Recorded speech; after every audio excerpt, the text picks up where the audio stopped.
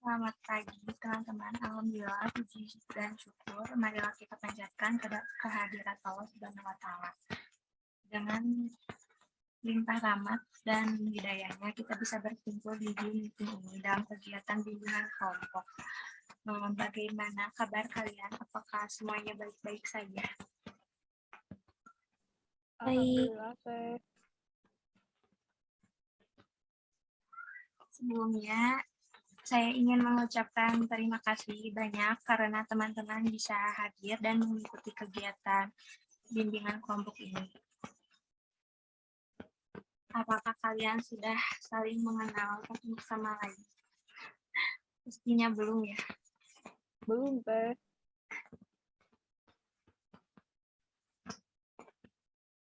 Saya ingin memperkenalkan diri terlebih dahulu. Perkenalkan, nama saya Rima Nurdiani dari Universitas Muhammadiyah Tasikmalaya, Prodi Bimbingan dan Konseling. Apakah teman-teman bisa memperkenalkan dirinya masing-masing? Bisa, Teh. Boleh dari siapa? Baik. Dari saya dulu, Teh. Assalamualaikum warahmatullahi wabarakatuh. Perkenalkan, nama saya Ime Nur Septi Rusmana,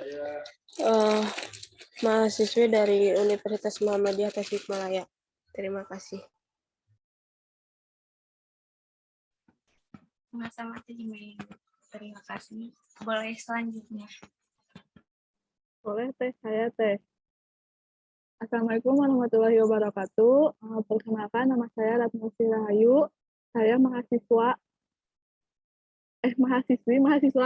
dari SMK BPN.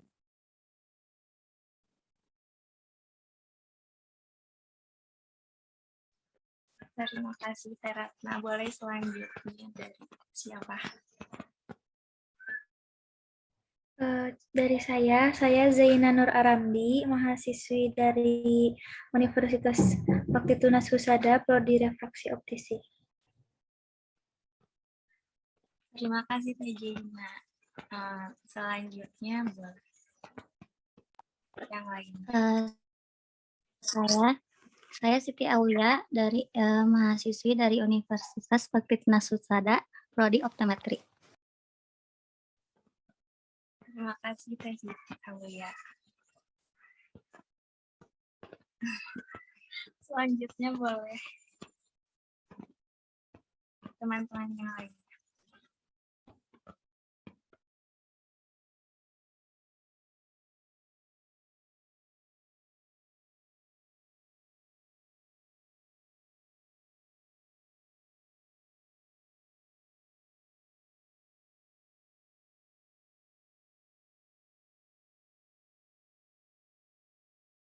Oh ya, saya izin mengenalkan teman-teman saya.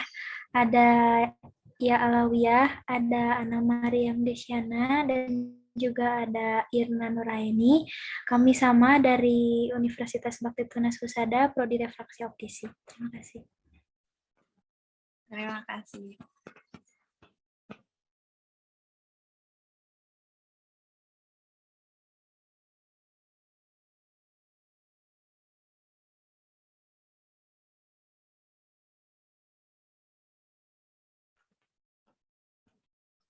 Selanjutnya, agar bimbingan kelompok ini berjalan dengan lancar, mari kita berdoa terlebih dahulu. Berdoa menurut kepercayaan masing-masing dimulai.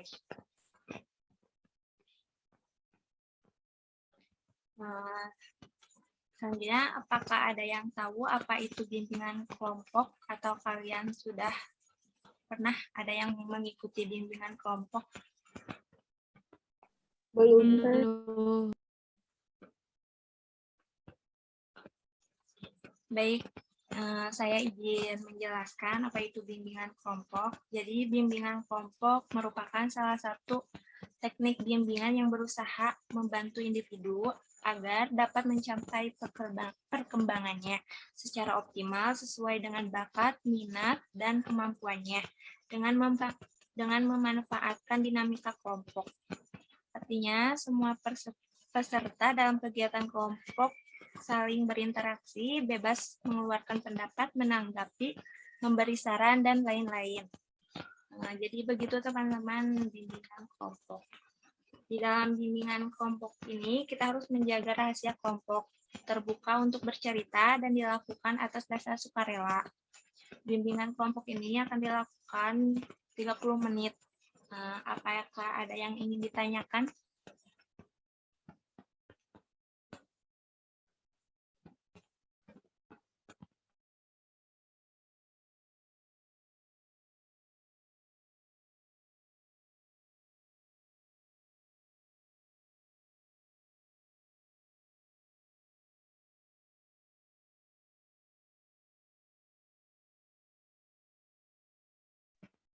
Kalau tidak ada, saya lanjutkan. Adapun cara pelaksanaan bimbingan kelompok yaitu masing-masing anggota kelompok dalam bimbingan kelompok secara bebas dan sukarela berbicara, bertanya, mengeluarkan pendapat, ide, sikap, dan saran. Yang kedua, mendengarkan dengan baik bila anggota kelompok berbicara, yaitu setiap salah satu anggota kelompok menyampaikan tanggapan, maka anggota kelompok lainnya memperhatikan. Dalam kegiatan bimbingan kelompok, kita akan membahas sebuah topik permasalahan. Dalam bimbingan kelompok juga, topik dibagi menjadi dua, yaitu topik bebas dan topik tugas. Topik bebas adalah topik yang dipilih oleh anggota kelompok, sedangkan topik tugas adalah topik yang dipilih oleh pimpinan kelompok. Tetapi dalam kesempatan ini, kita akan menggunakan topik tugas. Jadi, saya yang akan menentukan topiknya, apa yang akan kita bahas dalam bimbingan kelompok ini. Saya akan menjelaskan terlebih dahulu mengenai pemahaman diri dan pembelajaran kalian. Menurut pendapat kalian, apa yang dimaksud dengan pemahaman diri? Apakah ada yang tahu apa itu pemahaman?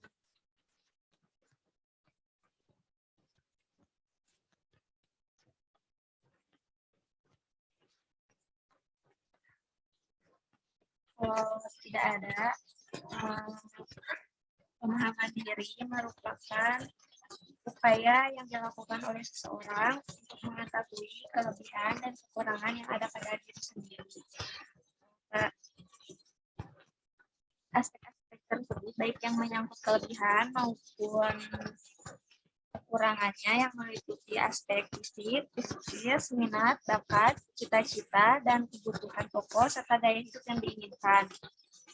Pengambilan keputusan karir juga merupakan suatu proses seleksi yang dilaksanakan secara sengaja dan serius serta penuh dua pertimbangan demi keberhasilan kehidupan karirnya di masa yang akan datang.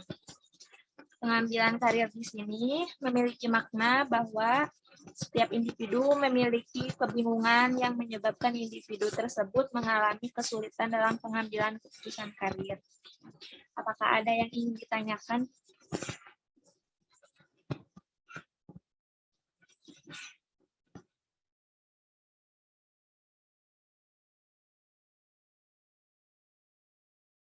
Tidak ada.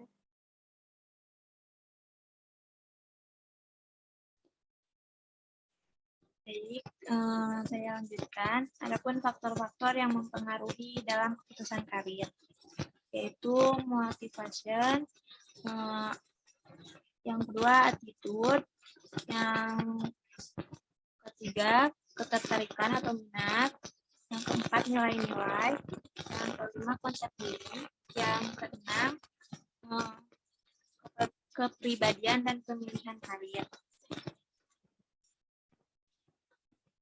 Nah, saya boleh tahu bagaimana dengan pemahaman diri kalian sekarang? Apakah sudah merencanakan pengambilan keputusan karir yang sesuai dengan diri kalian?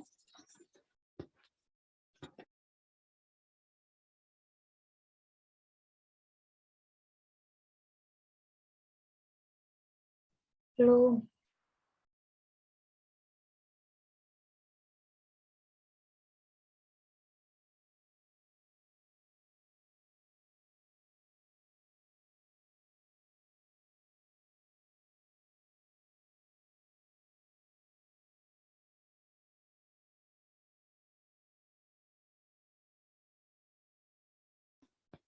Kalau belum, faktor-faktor yang mempengaruhi pengambilan keputusan antara lain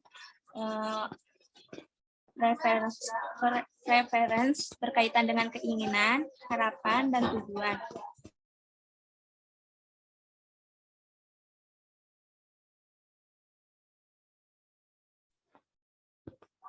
Yang kedua, belief berkaitan dengan hipotesis dari teori, misalnya mengenai konsekuensi dari keputusan yang diambil.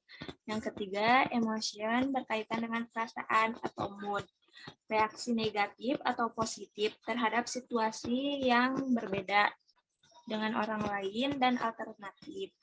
Yang keempat, action berkaitan dengan interaksi individu dengan lingkungan dalam pencarian informasi, berdiskusi dengan orang lain, membuat rencana, dan membuat komitmen. Yang kelima, melibatkan semua hal di luar kontrol individu seperti peristiwa eksternal, lingkungan, dan pengaruh dari orang lain. Apakah dapat dipahami teman-teman?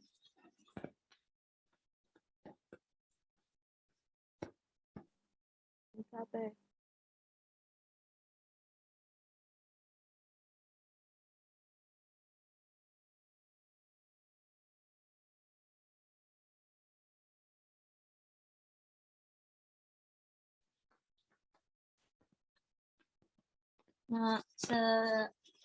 Mungkin segitu yang bisa saya jelaskan. Apakah ada yang ingin ditanyakan? Saya mau bertanya, Kak. Boleh. Apa yang harus kita lakukan untuk lebih mengenali diri kita sendiri? Baik, terima kasih atas pertanyaannya.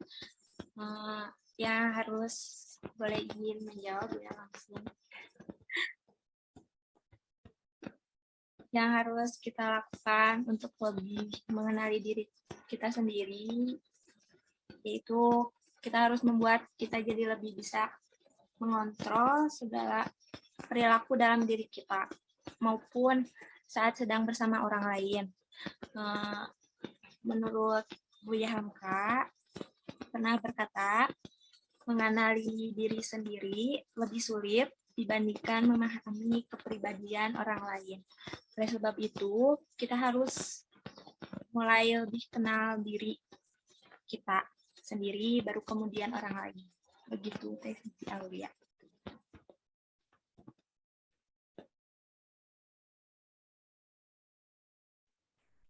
Teh mau tanya, Boleh. gimana caranya kita mengatasi masalah yang sedang kita alami untuk mengembangkan pemahaman diri kita sendiri?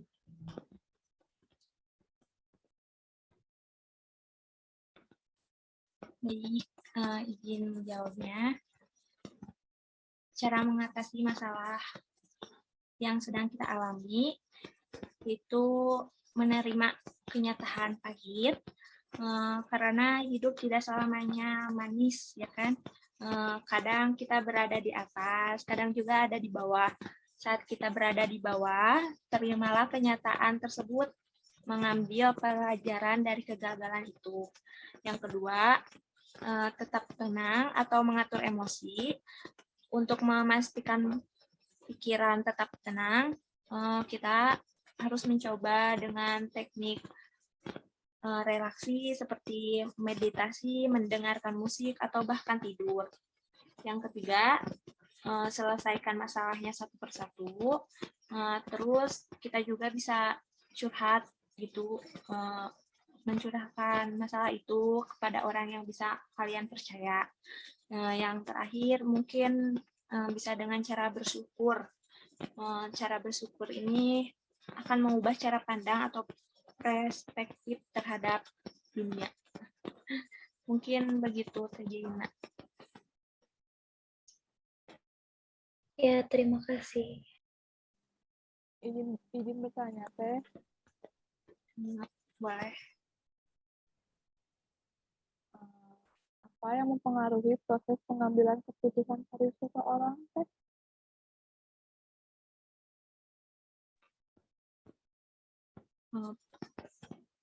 apa yang mempengaruhi proses pengambilan keputusan karir seseorang. Berdasarkan teori Humboldt, melahirkan 4 kategori faktor yang mempengaruhi pengambilan keputusan karir seseorang, yaitu faktor genetik, lingkungan, pembelajaran, dan keterampilan menghadapi tugas. Begitu, Tera. Baik, Teh, terima kasih. Baik, sama-sama.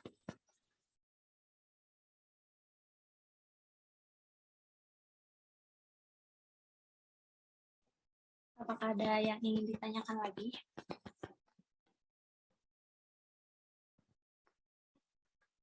Kalau tidak ada, mungkin cukup sekian dari saya. Terima kasih atas waktunya yang telah menyempatkan waktunya itu buat saya. Terima kasih buat teman-teman semuanya. Assalamualaikum warahmatullahi wabarakatuh. Waalaikumsalam warahmatullahi Waalaikumsalam warahmatullahi wabarakatuh.